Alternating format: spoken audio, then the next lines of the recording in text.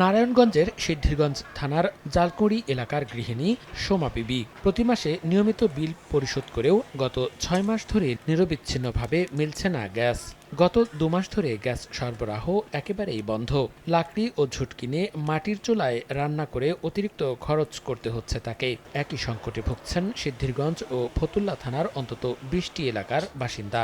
বাধ্য হয়ে বিভিন্ন চুলায় বাড়তি খরচ করে রান্না করছেন তারা। আগামী ঈদুল আজহায় এই সংকট আরও তীব্র হবার শঙ্কা ভুক্তভোগীদের। নিরবিচ্ছিন্ন গ্যাস সরবরাহের দাবিতে গত ১ মাসে বারবার অভিযোগ প্রতিবাদ করেও কোনো সমাধান মিলছে না বলে জানান ভুক্তভোগীরা।